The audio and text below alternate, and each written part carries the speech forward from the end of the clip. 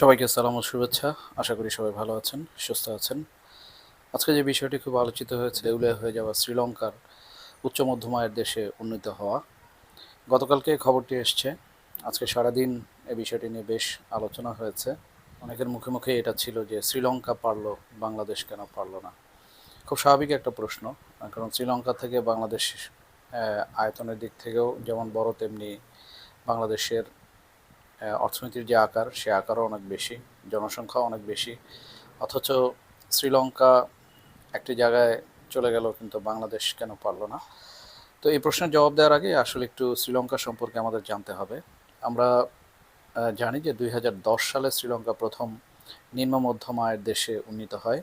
তার আগে একটু বলে নিই যে বিশ্বব্যাংক বিভিন্ন দেশকে ইনকাম গ্রুপ বা মাথাপিছু আয় দিয়ে আসলে একটা ক্লাসিফিকেশন বা শ্রেণী বিভাজন করে থাকে। সেটা হচ্ছে নিম্ন, মধ্যম এবং উচ্চ মধ্যম আয়ের দেশ। তো মধ্যম আয়টাকে সে আবার দুটো ভাগ করে, একটি নিম্ন মধ্যম আয় এবং একটি উচ্চ মধ্যম আয়।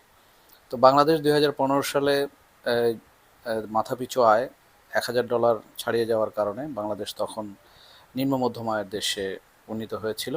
কিন্তু শ্রীলঙ্কার ক্ষেত্রে এটা ঘটেছিল আরও অনেক আগে, 2010 সালে। বাংলাদেশের মাথাপিছু আয় সম্প্রতি যেটা প্রকাশ করা হয়েছে $3,000।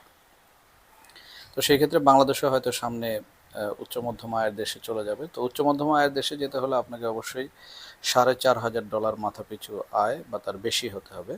তো শ্রীলঙ্কার ক্ষেত্রে সেটাই হয়েছে।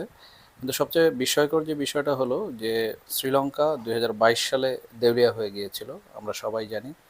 এবং ভয়াবহ একটি রাজনৈতিক সংকটের ভিতর দিয়ে গিয়ে তারপর দেশটি ঘুরে দাঁড়িয়েছে। অনেকটা আমরা বাংলাদেশের সাথে 2024 সালের ঘটনার সাথে তুলনা করতে পারি।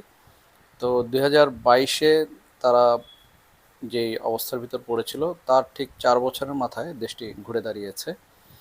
এবং এখানে আরেকটি ইনফরমেশন দিয়ে রাখা ভালো, যে যেটা হচ্ছে যে 2010-এ শ্রীলঙ্কা যখন নিম্ন মধ্যম আয়ের দেশে উন্নীত হলো, এরপর 2019-এই কিন্তু দেশটি উচ্চ মধ্যম আয়ের দেশে উন্নীত হয়ে গিয়েছিল। কিন্তু এই যে রাজনৈতিক অস্থিরতা যে শুরু হয়ে গেল, তার কারণে কিন্তু সে দেশটি আর তার আগের অবস্থানটা ধরে রাখতে পারেনি। তো বাংলাদেশ 2024 সালে একটি রাজনৈতিক পরিবর্তনের মধ্য দিয়ে এসছে। এখন 2026, 2 বছর পার হতে চললো।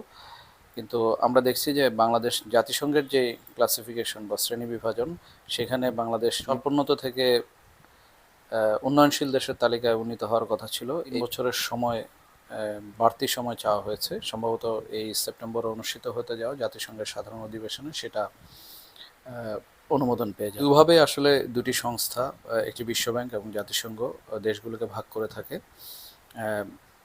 বিশ্বব্যাংক আয়ের দিক থেকে এবং জাতিসংঘ হচ্ছে 3টি সূচকের উপর ভিত্তি করে দেশগুলোকে ভাগ করে। তো এই ভাগের ক্ষেত্রে সুবিধা হচ্ছে যে দেশগুলোকে কি পরিমাণ ঋণ দেওয়া হবে, কত সুদে ঋণ দেওয়া হবে, এই বিষয়গুলো সাধারণত এই ক্লাসিফিকেশনের এই মানে এই শ্রেণী বিভাজনের উপর নির্ভর করে থাকে। তো শ্রীলঙ্কা কেন পারলো সেই প্রশ্নটা যেহেতু এসছে, এর জবাবে যেটা বলা যায় যে 22-এ যে শ্রীলঙ্কা যে দেউলিয়া হয়ে গেল, এরপরে যে শ্রীলঙ্কায় বড় ধরনের একটা রাজনৈতিক পরিবর্তন আসছে। শ্রীলঙ্কার যে নতুন সরকার এসেছিল, সেই সরকার ম্যাসিভ সংস্কার করেছে, সেখানে বড় ধরনের সংস্কার করেছে। সেক্ষেত্রে শ্রীলঙ্কার যে প্রতিষ্ঠানগুলো, সেই প্রতিষ্ঠানগুলো সরকারকে সহায়তা করেছে। এবং আপনারা জানেন যে শ্রীলঙ্কা কিন্তু বাংলাদেশের কাছ থেকে $200 মিলিয়ন ঋণও নিয়েছিল তখন 2021 সালে, যখন শ্রীলঙ্কার রিজার্ভ একদম তলানিতে গিয়ে পৌঁছেছিল। পরবর্তীতে সেই ঋণ $25 মিলিয়ন সুদসহ আমাদেরকে ফেরত দেওয়া হয়েছে। তো শ্রীলঙ্কার যে সংস্কারের যে বিষয়টা, সে বিষয়টা সরকারের দিক থেকে যেমন ছিল, এবং একই সঙ্গে যে শ্রীলঙ্কার যে প্রতিষ্ঠানগুলো, সেই প্রতিষ্ঠানগুলোও এই সংস্কারে সরকারকে সহায়তা করেছে। তো শ্রীলঙ্কার যে বিষয়টা হচ্ছে যে একটা বাস্তবতা, যেটা শ্রীলঙ্কা যেমন এখানে তার অর্থনীতি মাত্র $100 বিলিয়ন, যেখানে বাংলাদেশের অর্থনীতি এখন $500 বিলিয়ন।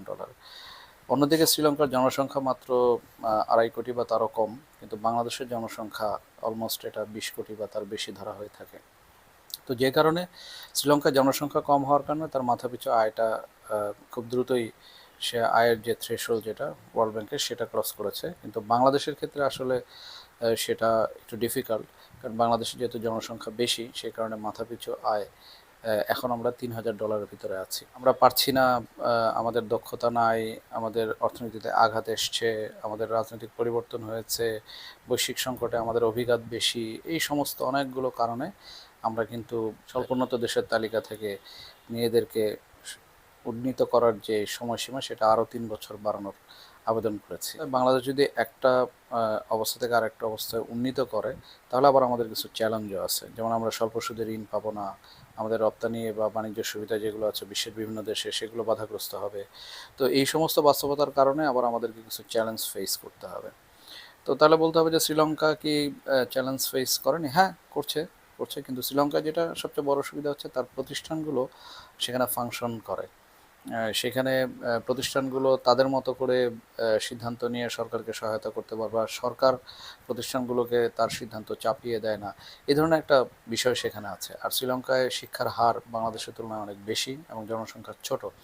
সে কারণে ওখানে মানে বিপর্যয় পরবর্তী যত দ্রুত সময়ের ভিতরে এটা রিকভারি করা গেছে, বাংলাদেশের বাস্তবতা হয়তো সেটা আসলে একটু কঠিন।